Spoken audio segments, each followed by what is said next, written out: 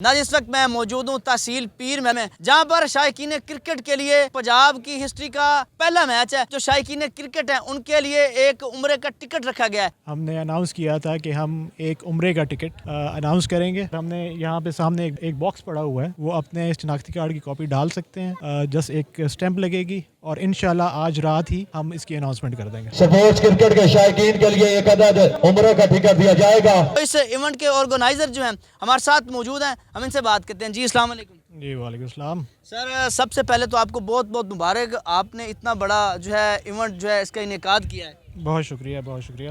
ہم نے یہ ایونٹ جو ہے 10 days پہ آرگنائز تھا, اور اس ایونٹ اٹ اسٹارٹیڈ فرام 25 اکتوبر اور آج اس کا لاسٹ ڈے ہے. اور اس میں جو گیمز تھی, ان گیمز میں ہمارے پاس فٹ بال تھا, ہاکی تھی, کبڈی تھی, چیس تھی, بیڈمنٹن تھا, رسا کشی تھی اور ریسز تھی, اور پھر گھوڑا ڈانس بھی ہم نے کل کروایا. اور آج اس ایونٹ کا لاسٹ ڈے ہے.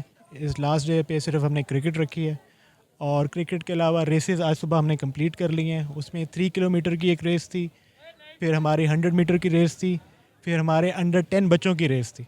تو یہ سارا کچھ انشاءاللہ آج کنکلوڈ ہو جائے گا, اور کنکلوژن کے ٹائم پہ ہم انشاءاللہ جو ہے ہم نے اناؤنس کیا تھا کہ ہم ایک عمرے کا ٹکٹ اناؤنس کریں گے. ٹھیک ہے, اور جو بھی لوگ محبتیں دینے ہمیں اس گراؤنڈ میں آئے ہیں ان کو ہم نے ویلکم کیا ہے. اور ہم نے یہاں پہ سامنے ایک باکس پڑا ہوا ہے, اس کے اندر وہ اپنے شناختی کارڈ کی کاپی ڈال سکتے ہیں. جسٹ ایک اسٹیمپ لگے گی اور انشاءاللہ آج رات ہی ہم اس کی اناؤنسمنٹ کر دیں گے. کیا خیال ہے کہ جو سپورٹس لور ہیں ان کو ایک عمرے کا ٹکٹ گفٹ کیا جائے؟ جی بالکل. یہاں پہ دراصل نوجوانوں کی گیمز ہیں, ہمارے کچھ بزرگان ہیں اور کچھ لوگ جو ہمارے خواہش رکھتے ہیں کہ ان کو عمرے کی سعادت حاصل ہو, تو ان کے لیے اسپیشلی, اور گراؤنڈ کی زینت بنانے کے لیے, ان کو ویلکم کرنے کے لیے بھی یہ ہم نے اس دفعہ انعقاد کیا ہے عمرے کا ٹکٹ کا.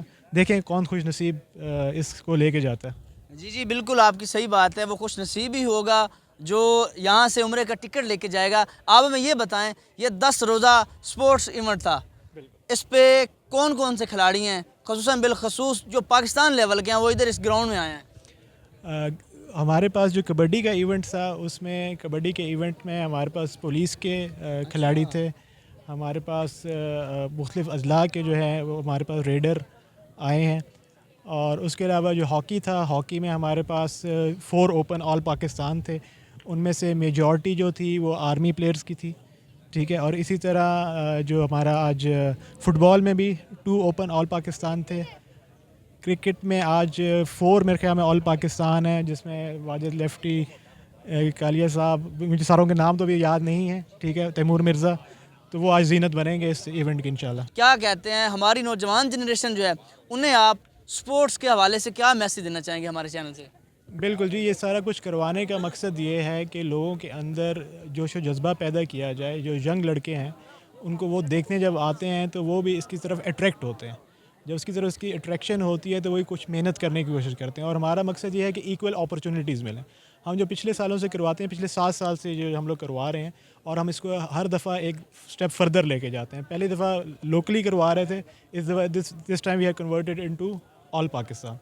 تو جب ینگ جنریشن اس کو دیکھے گی تو ظاہری بات ہے وہ موٹیویٹ ہوگی, اور ایکول اپرچونیٹیز جب سب کو ملیں گی تو کوئی نہ کوئی کھلاڑی یہاں سے انشاءاللہ اور نکلیں گے. آپ ہمیں یہ بتائیں کہ یہ ایونٹ جو ہے آپ لوگوں نے خود سے کروایا ہے یا حکومتی سطح پہ آپ لوگوں کے ساتھ تعاون کیا گیا ہے؟ نہیں جی, یہ ایونٹ جو ہے پیورلی ہم لوگوں نے راجپوت برادران, رانا برادران, 719 گاہ بے, اور ہمارے جتنی بھی برادریاں ہیں اس گاؤں کی, یہ ان سب کی کوشش ہے.